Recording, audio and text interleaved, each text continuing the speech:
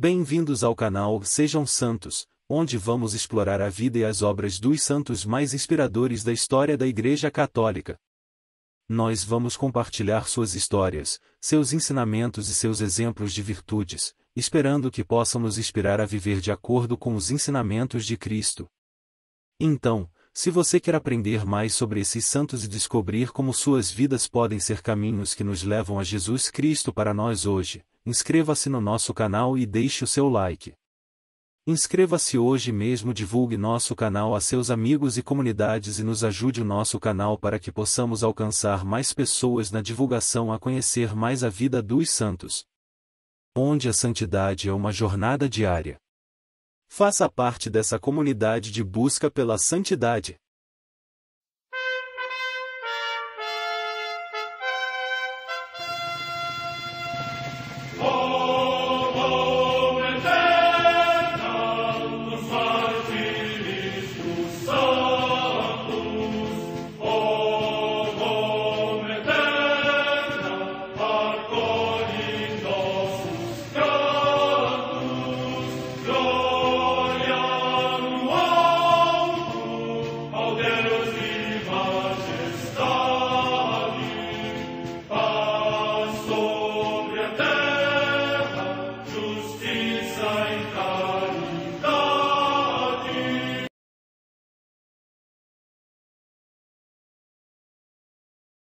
Ler a vida dos santos desperta em nós o desejo de seguir a Cristo.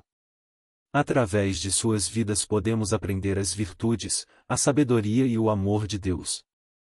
Cada santo nos oferece um modelo de vida a ser imitado, como diz São Paulo na carta aos Hebreus, capítulo 12, versículo 1. Estamos rodeados por uma nuvem de testemunhas. A Igreja foi fundada por nosso Senhor Jesus Cristo não apenas como uma instituição, mas uma autêntica família.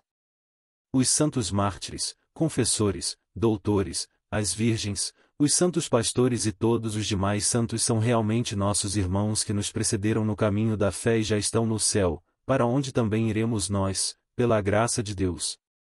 Portanto, sede santos, assim como o vosso Pai Celeste é santo. Mateus capítulo 5, versículo 48. Hoje, dia 3 de outubro, celebra a Igreja a vida desse grande santo, Beato Jesus Emílio Jaramillo Monsalve. A Santa Madre Igreja celebra também nesse dia os santos. Comemoração de São Dionísio Areopagita, que se converteu a Cristo quando o apóstolo São Paulo falou no Areópago e foi constituído primeiro bispo de Atenas. Em Roma, no cemitério de Ponciano, junto à Via Portuense, Santa Cândida, mártir. Data da morte incerta. Em Alexandria, no Egito, a comemoração dos santos Fausto, Caio, Pedro, Paulo, Eusébio, Queremão, Lúcio e outros dois, que, no tempo do imperador Décio e do imperador Valeriano, por ordem do prefeito Emiliano, sofreram muito, juntamente com o bispo Dionísio, como confessores da fé. A ele se associa Fausto, que sofreu o martírio no tempo do imperador Diocleciano. Data da morte no século III. Em Maiúma, na Palestina, a comemoração de Santo Exíquio, monge, que foi discípulo de Santo Hilarião e seu companheiro de peregrinação. Data da morte no século IV. Comemoração de São Maximiano, bispo de Bagai, na Numídia, na atual Argélia, que, repetidamente torturado pelos hereges, foi depois precipitado do alto de uma torre e abandonado como morto, mas, recolhido por uns transeuntes, recuperou a saúde e não desistiu de lutar pela fé católica. Data da morte no ano 410. Em Toulon, na Provença, região da Gália, agora na França, São Cipriano, bispo, discípulo de São Cesário de Arles, que defendeu em vários sínodos a verdadeira fé sobre a graça, ensinando que ninguém pode por si só alcançar as realidades divinas, se antes não é chamado pela graça de Deus. Data da morte no ano 543. Na Saxônia, território da atual Alemanha, os santos mártires de nome Evaldo, um chamado negro e o outro branco, ambos presbíteros naturais da Inglaterra, que, seguindo o exemplo de São Willibrord e seus companheiros, partiram para evangelizar os saxões e, tendo começado a anunciar-lhes Cristo, foram presos pelos pagãos e padeceram o martírio. Data da morte no ano 695. No mosteiro de Metten, na Baviera, atualmente na Alemanha, o beato Tão, fundador e primeiro abade. Data da morte no ano 802. Em Chur, no território dos Helvécios, hoje na Suíça, o beato Adalgoto, bispo, discípulo de São Bernardo em Claraval, que foi admirável exemplo de observância monástica. Data da morte no ano 1160. Nas margens do rio Uruaçu, próximo de Natal, cidade do Brasil, os beatos Ambrósio Francisco Ferro, presbítero, e seus companheiros, mártires, que foram vítimas da opressão desencadeada contra a fé católica. São estes os seus nomes: Antônio Baracho, Antônio Vilela Cid, Antônio Vilela Júnior e sua filha, Diogo Pereira, Manuel Rodrigues Moura e sua esposa, filha de Francisco Dias Júnior, Francisco de Bastos, Francisco Mendes Pereira, João da Silveira, João Lostal Navarro, João Martins e 7 jovens, José do Porto, Mateus Moreira, Simão Correia, Estevão Machado de Miranda e 2 filhas suas, Vicente de Souza Pereira. Data da morte no ano 1645. Em Madrid, na Espanha, o beato Crescêncio Garcia Pobo, presbítero da Congregação dos Terciários Capuchinhos de Nossa Senhora das Dores e mártir, que, durante a perseguição contra a fé, derramou seu sangue por Cristo. Data da morte no ano 1936. Em Barcelona, também na Espanha, o beato Eufrosino Maria, José Luís Raga Nadal, religioso da Ordem dos Carmelitas e mártir, que foi assassinado na mesma perseguição contra a Igreja. Data da morte no ano 1936. Vida do beato Jesus Emílio Jaramillo Monsalve. Com nossa autoridade apostólica declaramos que os veneráveis servos de Deus, Jesus Emílio Jaramillo Monsalve, do Instituto de Missões Estrangeiras de Arumal, bispo de Arauca, e Pedro Maria Ramírez Ramos, sacerdote diocesano, pároco de Armeiro, mártires, que, como pastores segundo o coração de Cristo e coerentes testemunhas do Evangelho, derramaram o sangue por amor ao rebanho que lhes foi confiado, de agora em diante, sejam chamados beatos, e se poderá celebrar sua festa a cada ano, nos lugares e no modo estabelecido pelo direito, em 3 e 24 de outubro, respectivamente. Papa Francisco, a 9 de setembro de 2017. Dom Jesus Emílio Jaramillo nasceu em 14 de fevereiro de 1916 em Santo Domingo, em Antioquia. Foi ordenado sacerdote dos missionários xaverianos de Arum em 1º de setembro de 1940, quando tinha 24 anos.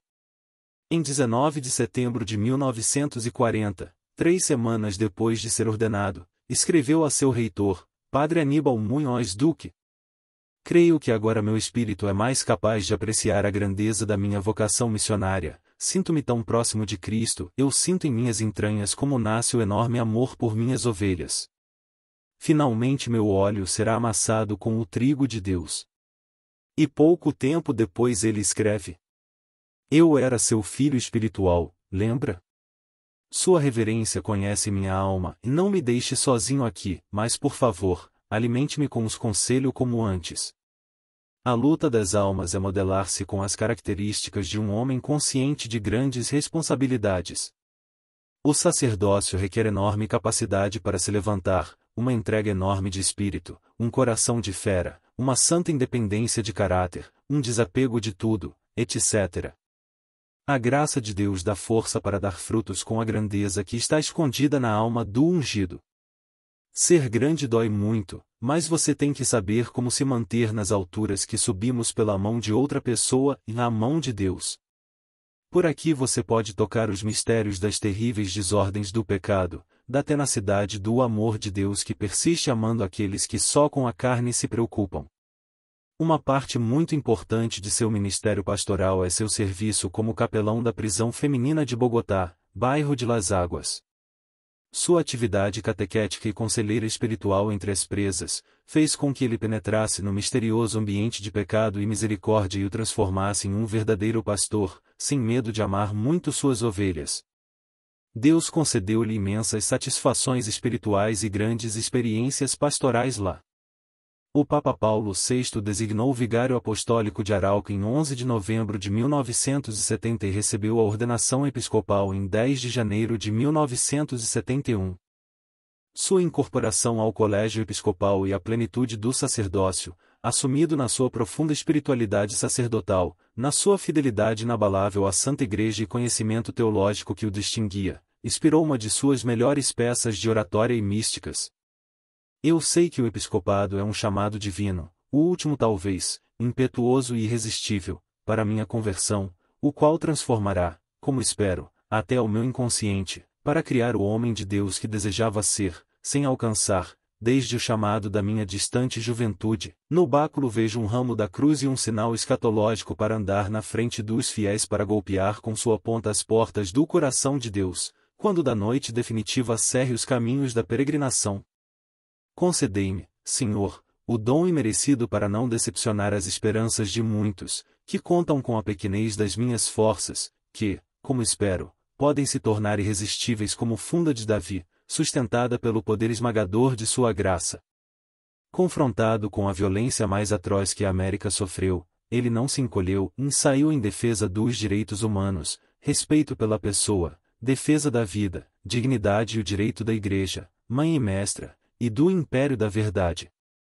Suas últimas declarações são como as trincheiras de Jeremias, e ele conjuga sua angústia com as lágrimas das viúvas e dos órfãos, e ele mergulha as mãos no sangue de seu sacerdote e dos irmãos abatidos. Ele não permitiu que seu compromisso sagrado como pastor permanecesse em casa, quando no campo lhe preparam armadilhas. Certamente por causa desse espírito de homem convicto e prestativo, seu povo o amava e o admirava.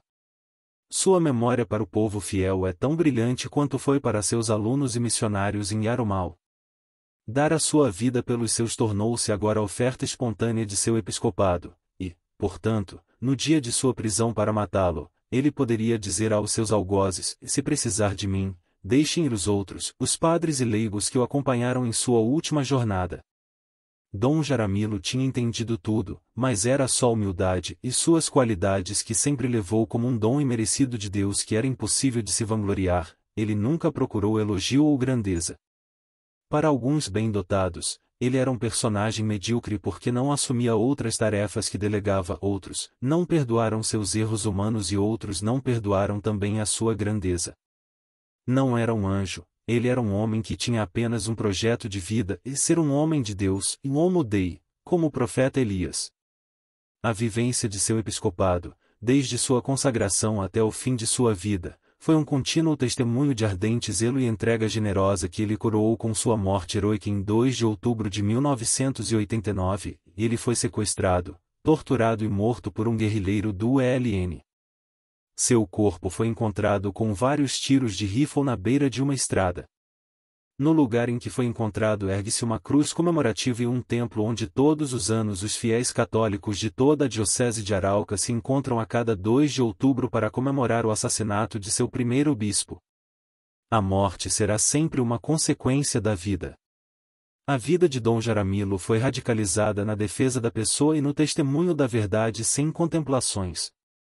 Beato Jesus Emílio Jaramillo Monsalve, rogai por nós.